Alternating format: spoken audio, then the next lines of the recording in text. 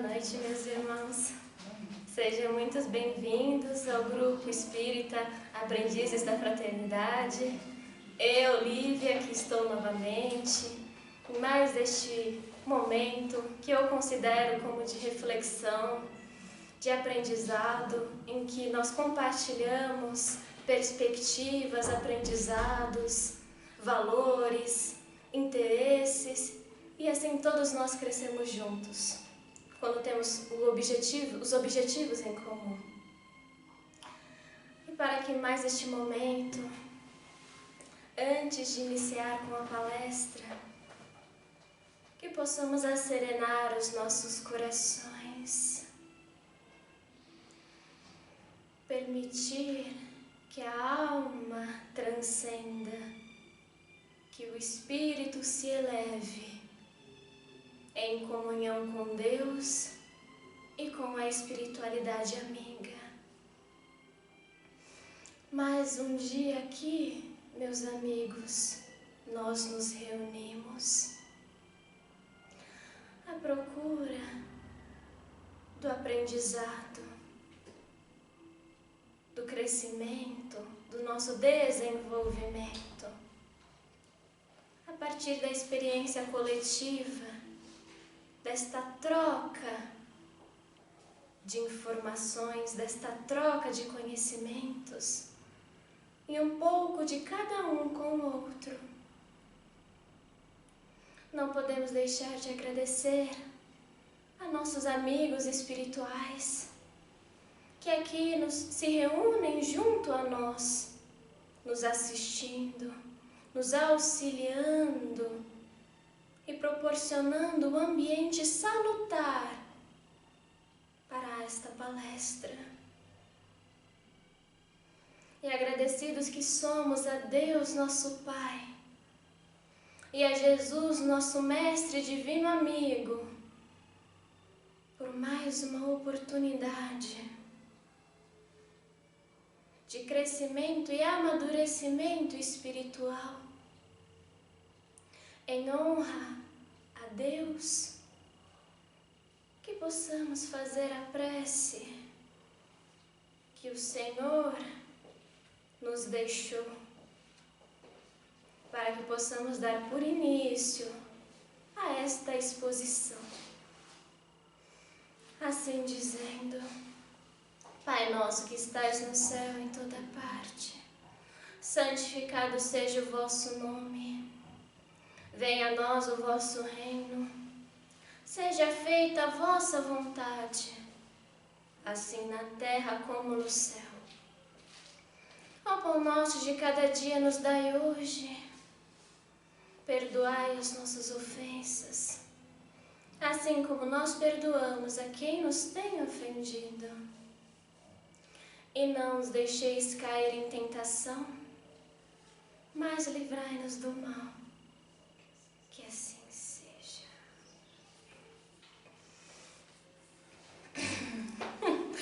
Bom, meus irmãos, hoje eu irei falar sobre pais e filhos, a infância na visão espírita. Mas, como sempre, trazendo uma breve reflexão e introdução, antes de falar propriamente do tema. Sabem, nos últimos dias, eu senti uma vontade genuína em fazer uma palestra baseando-se em uma experiência pessoal ou um episódio do cotidiano. Como que para entender como o Espiritismo, atendendo à sua proposta progressista, pode dialogar com diferentes temas, assuntos e campos do conhecimento, contribuindo com eles, por que não? E enxergar como a doutrina se coloca diante do mundo, sua aplicabilidade na realidade concreta. E hoje eu decidi seguir por esta linha. Há pouco tempo atrás eu tive uma disciplina na faculdade, ao meu ver, muito fascinante, chamada Psicologia Social, que de forma bem resumida se caracteriza por um ramo da psicologia responsável pelo estudo do comportamento humano sob as influências sociais. Ou seja, que busca estudar a relação dos indivíduos num dado contexto social dentro da dinâmica das relações sociais. Como as pessoas pensam, influenciam e se relacionam umas com as outras. De que maneira somos moldados pelas relações que vivemos com os outros e também os moldamos. E as experiências e influências que nos levaram a ser os sujeitos de hoje. Por fim, é uma ciência que conclui sobre a necessidade de analisar a interação dos processos sociais e psíquicos para decifrar as condutas humanas, os comportamentos humanos em sua integralidade. E durante uma das aulas, fomos apresentados a um estudo científico que teve início na Romênia por volta de 1989, no qual um grupo de cientistas observou que haviam mais de 170 mil crianças em serviços de acolhimento institucional, também conhecidos como SAICAS ou orfanatos no país. E a partir deste fato, se proporam a acompanhar o desenvolvimento das crianças que permaneceram nas instituições em situação de abrigamento e as que foram encaminhadas para lares adotivos de qualidade, desde que eram bebês até por volta dos 12 anos de idade, período conhecido como a primeira infância. E um fato que eles perceberam, um fato interessante que eles perceberam, é que as crianças que permaneceram nas instituições, vivenciando experiências constantes de privação, isto é, sendo cuidadas apenas ao nível da necessidade, sem qualquer envolvimento afetivo e acolhedor por parte dos adultos, apresentaram majoritariamente QI diminuído, problemas de linguagem, socioemocionais, de relacionamento, problemas de desenvolvimento, inclusive de personalidade. Ou seja, foi cientificamente concluído que experiências de privação parcial ou total durante a primeira infância podem levar a atrasos no desenvolvimento social, cognitivo, biológico e emocional, bloqueios à aprendizagem, redução da capacidade motora e entre outras questões. E estes dados me chamaram muita atenção, no sentido de buscar compreender, não só dentro da minha lógica profissional, obviamente, mas também dentro da ótica espírita, que além da perspectiva social e psicológica, abrange a perspectiva espiritual de nós como seres imortais, herdeiros de um patrimônio advindo de experiências e conquistas de outras vidas. O que é a infância e como nós devemos entender a importância da relação entre pais e filhos. E aqui, quando falo de pais, não me restringe à concepção tradicional estruturada como mãe e pai biológica, pois sabemos que existem diferentes modelos de família com diferentes potenciais, possibilidades e limitações. Pegando por recorte a realidade brasileira, quantas famílias não existem em que o pai ou a mãe, ou os avós, ou os tios, são os únicos responsáveis pelos cuidados da criança? Quantas famílias não há em que os pais são separados? Quantas famílias não há em que os filhos não são adotados? Quantas famílias não há em que os pais são do mesmo sexo? E, ao meu ver, um não pode, não deve ser visto como melhor ou pior que o outro, e sim com diferentes dinâmicas. Inclusive, a doutrina espírita nos ensina que os verdadeiros laços de família não são os da consanguinidade, e sim os da simpatia, da afinidade, da comunhão de ideias, que ligam os espíritos antes, durante e depois de suas encarnações. Quando falo de família, de pais, meus amigos, me refiro àqueles responsáveis pelos cuidados da criança, em satisfazer suas necessidades biológicas, sociais e afetivas. E isso não se restringe a uma condição hereditária ou biológica. Pois bem, meus irmãos, em termos conceituais, a infância é compreendida por um período singular e significativo da vida do ser humano, de profundas transformações biopsicossociais e de construção dos saberes. Um momento definido pelo poeta Manuel de Barros de construção, formação e desenvolvimento, no qual a criança, através das descobertas de si e do mundo, se constitui enquanto sujeito dotado de caráter, personalidade e identidade. Nesse sentido, as experiências que ela viverá e as relações que ela vivenciará terão um papel significativo no curso do seu desenvolvimento, em todas as dimensões.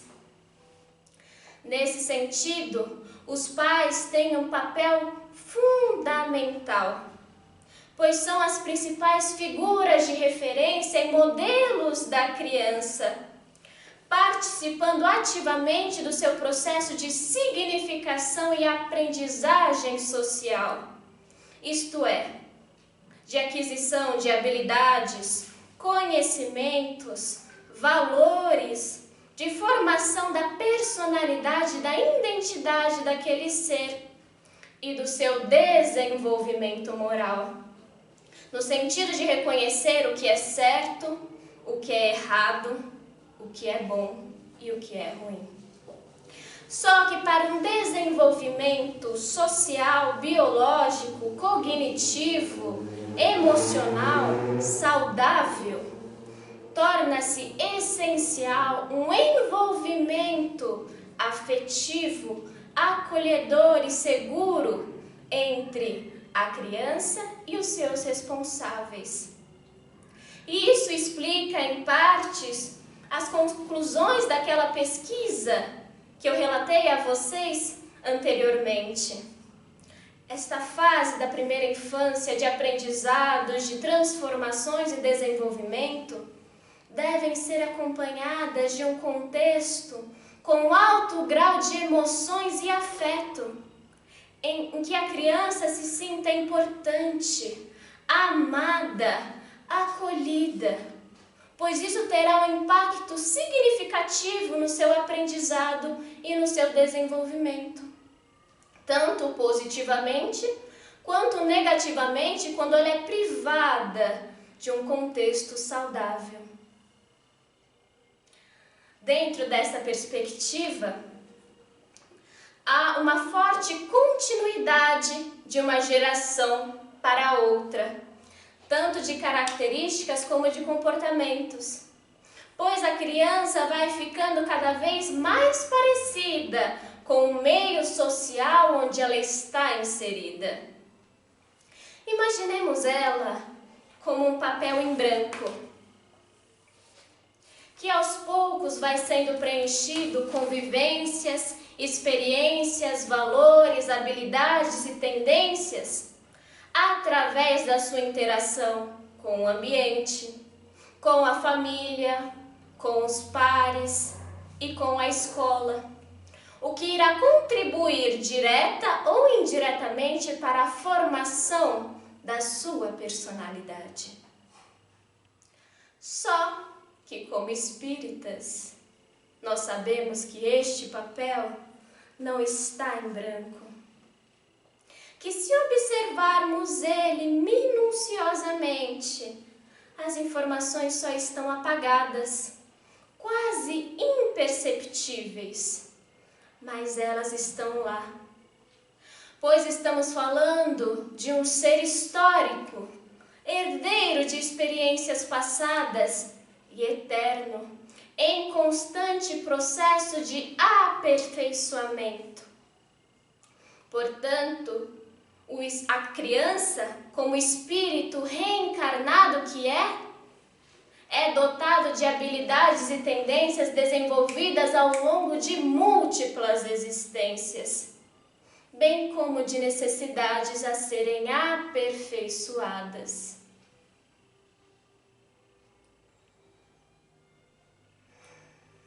Só um momento, gente. É muita coisa. Para a doutrina espírita, meus irmãos, a infância é uma fase de adaptação necessária ao espírito que retorna à experiência corpórea, em que o mesmo ganha um tempo indispensável para se preparar para as futuras difíceis tarefas da existência corpórea. Imaginemos o processo reencarnatório como uma corrida de Fórmula 1, em que o pit stop ele fosse representado pela infância, que é onde o corredor ele para.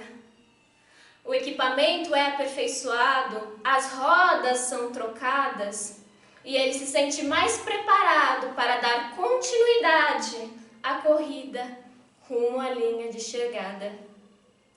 E apesar de usualmente as crianças não apresentarem recordações vívidas das suas últimas existências, por um fim providencial e divino, de forma muito sutil, revelam hábitos, tendências, virtudes, defeitos, gostos e inclinações inerentes ao seu real adiantamento espiritual. Além do mais, durante essa fase em que o espírito está finalizando o seu processo reencarnatório e se impregnando na matéria, os órgãos ainda estão se desenvolvendo. O cérebro não amadureceu o suficiente. E o campo mental da criança não oferece condições para expor toda a carga vibratória e emocional de experiências do passado do espírito. E assim, desculpe, gente, é muita coisa, a gente fica nervosa, porque... tá. Logo, esta, entre aspas, fragilidade torna o espírito mais acessível às impressões que recebe, capazes de lhe auxiliarem no seu adiantamento, aprendizado e aprimoramento. E é então que se pode reformar o seu caráter e reprimir os maus pendores. E é aí que entra a responsabilidade dos pais de educar, proteger, cuidar, direcionar, orientar e transmitir os melhores valores e modelos.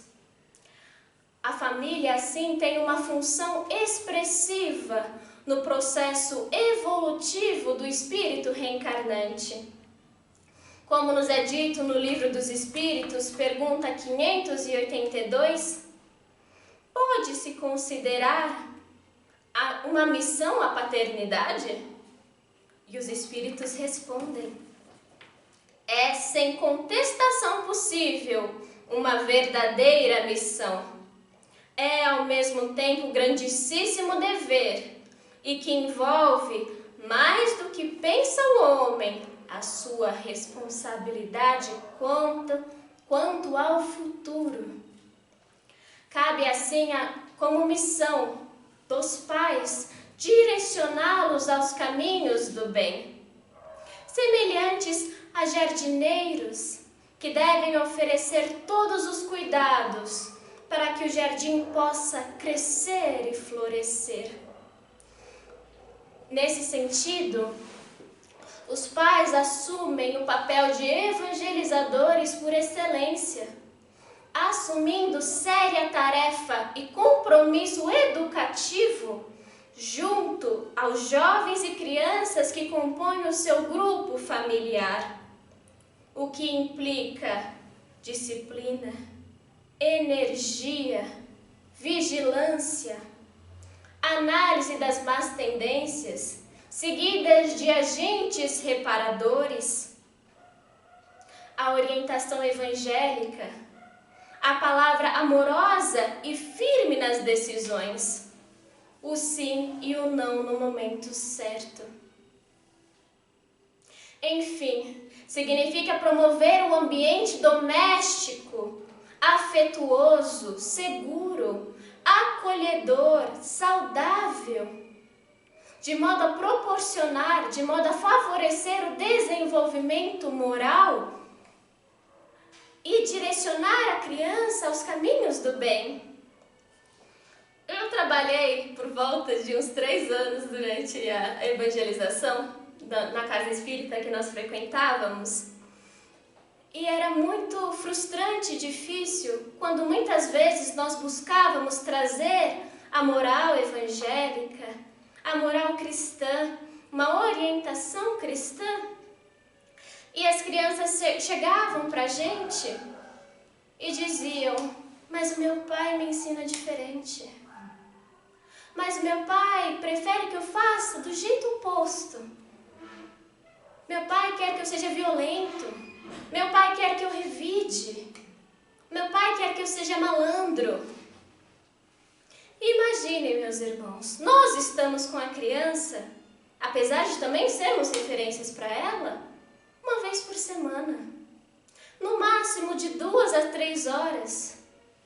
Mas os pais, a família, que são as principais referências dela, estão 24 horas por dia.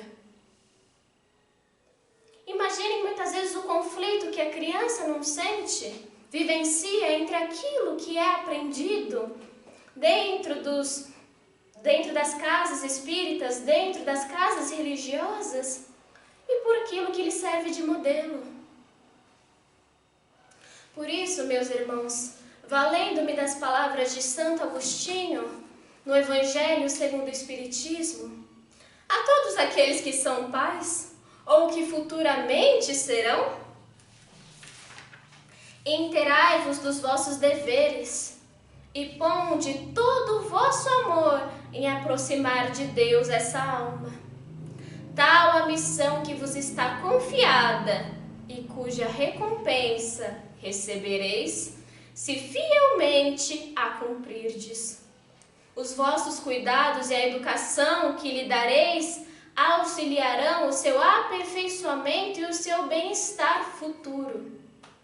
Lembrai-vos de que a cada pai e a cada mãe perguntará a Deus: que fizeste do filho confiado à vossa guarda? Como vemos, Deus empresta os seus filhos a nós, na confiança de que poderemos devolvê-los melhores do que aqui chegaram, ou que pelo menos o auxiliemos a cumprir com as suas provas e expiações. Lembremos que Deus não dá um fardo maior do que possamos suportar. E se Ele nos concebe a esta missão, é porque Ele tem a certeza de que podemos cumpri-la. E para que possamos finalizar, a mais esta palestra, que eu possa ler uma mensagem de nossa irmã Meimei, psicografada por Chico Xavier, no livro Relicário de Luz. O título da mensagem se chama A Criança. A criança é o dia de amanhã, solicitando-nos concurso fraternal. Planta nascente é a árvore do futuro que produzirá, segundo o auxílio, a sementeira. Livro em branco exibirá depois aquilo que lhe gravarmos nas páginas agora. Luz iniciante brilhará no porvir, conforme o combustível que lhe ofertamos ao coração.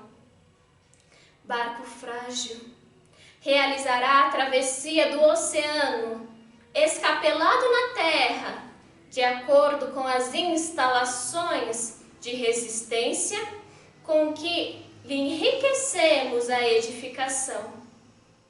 Na alma da criança reside a essência da paz ou da guerra, da felicidade ou do infortúnio para os dias que virão.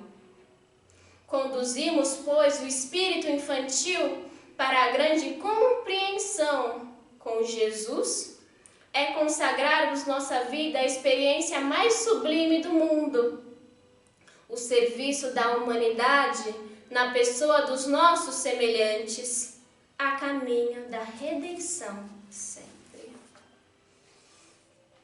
Então, meus irmãos, finalizando a mais esta palestra, como eu disse, eu quis fazer de uma forma diferente, talvez tenha ficado um pouco confuso, mas o que eu queria realmente mostrar é como a doutrina espírita que busca se projetar para o futuro, ela tem total condições e possibilidades para dialogar com diferentes campos científicos. Neste momento, eu mostrei uma visão da psicologia social associada ao espiritismo, mas existem inúmeras possibilidades e vertentes. Então, a importância de nós percebermos o quanto que o espiritismo ele consegue contribuir para um mundo renovado. Para que assim possamos finalizar a mais esta palestra, meus irmãos, agradecidos por mais esta experiência, que possamos fechar os nossos olhos, elevando o nosso coração. Neste momento, nós nos encontramos com Deus. Colocamos nossa fronte em seu peito e abrimos o nosso coração a Ele, compartilhando das nossas vitórias, das nossas dificuldades, das nossas derrotas e dos nossos potenciais. E Deus nos acolhe em seus braços e nos responde: vinde a mim, vós que estáis cansados, que eu vos aliviarei. Lhes ofertarei o pão da vida, que lhes fortalecerá para as futuras provas, tarefas e expiações que nos aguardam. Confia que eu estarei ao vosso lado. Que possamos aurir destes ensinamentos, destas palavras, deste consolo e nos projetarmos para um futuro mais promissor, transcendente, desenvolvido. Agradecidas também que somos pelo amparo, pela orientação e pela assistência dos irmãos desencarnados, de nossos amigos do outro lado, que nos acompanham em nossas trajetórias e em nossos trabalhos, nossos parceiros. E assim, meus irmãos, para finalizarmos a mais esta palestra, finalizarmos com esta prece santificada, em agradecimento a Deus, nosso Pai, que possamos fazer a prece, o Pai Nosso. Assim dizendo: Pai nosso que estais no céu em toda parte, santificado seja o vosso nome. Venha a nós o vosso reino. Seja feita a vossa vontade, assim na terra como no céu. O pão nosso de cada dia nos dai hoje. Perdoai as nossas ofensas, assim como nós perdoamos a quem nos tem ofendido. E não nos deixeis cair em tentação, mas livrai-nos do mal.